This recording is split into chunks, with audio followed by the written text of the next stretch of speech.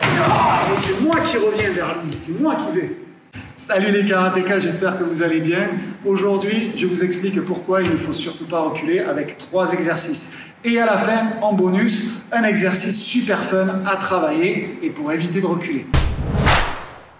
Un travail super simple, il vient, petites amis, je recule, je frappe et je m'en vais.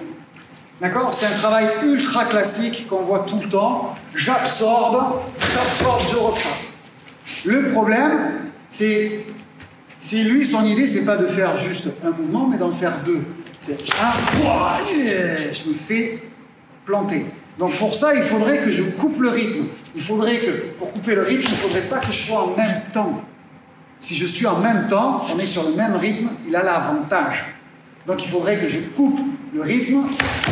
Et pour couper le rythme, c'est pas forcément accélérer, mais c'est de rétrécir mon déplacement par rapport à lui. Ça veut dire que quand il avance, vous voyez, là je fais le même, et quand il vient, je fais le même. On est ensemble dans le même rythme. Il faut que mon rythme soit 1, 2. Un peu plus coupé. Mais pour ça, il faut se mettre dos au mur. Imaginez que là maintenant, il rentre, je fais ça, là, je suis collé au mur. Je ne peux plus. Donc mon idée c'est de rentrer. Alors, après, vous avez l'option d'ouvrir, de sortir sur le côté. Mais le travail, en fait, c'est de cette main ou celle-là, c'est que quand il rentre, vas-y. Voilà, c'est que mon mouvement, il faut que j'ai confiance en lui. Si je n'ai pas confiance en mon blocage, je vais m'échapper. Donc pour ça, je dois vraiment avoir confiance en mon blocage, m'obliger à me bloquer. Donc je colle mon pied au mur, je suis là, je sais que je ne peux pas reculer, je viens là. Et c'est moi qui reviens vers lui, c'est moi qui vais. Je ne suis plus en train de reculer, parce que je suis en train de bloquer, parce que je pense fort à ma main.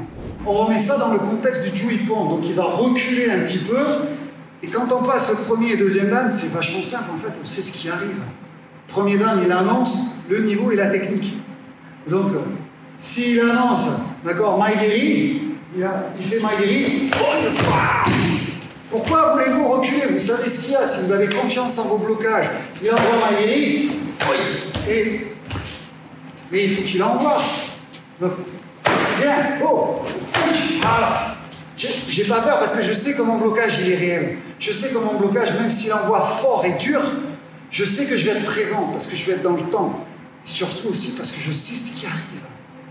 Quand je sais plus ce qui arrive, c'est beaucoup plus compliqué. Mais si sur les mouvements, quand je sais ce qui arrive, je commence déjà à m'en aller, quand je vais plus savoir ce qui se passe, je vais tout le temps être en reculant. Et comme on sait tous, celui qui court en avant, il va plus vite que celui qui court en marche arrière. Donc il gagnera toujours. Donc ça ne sert à rien de reculer. Le petit bonus que je vous ai promis pour éviter de reculer. Alors c'est un exercice super fun qu'on peut faire en fin de cours pour se dégourdir un petit peu. Là il n'y a plus de blocage. Moi ici vous pouvez bloquer mais avec la main équilibre parce que là on se tient les mains. Et là on va être tranquille en fait avec ici et il va venir, voilà. Et je viens, je pars, je viens, je rentre, je passe dans un sens, dans l'autre, devant, derrière, voilà. J'espère que vous avez apprécié cette vidéo. Si tu en veux encore plus de conseils, c'est par ici. Et n'oublie pas d'aller t'entraîner parce que c'est le plus important et que pour être un pratiquant, il faut pratiquer. Alors, pratiquons. C'est moi quoi. Il va y avoir des bêtisiers. Ouais, les bêtisiers, là, il va y avoir.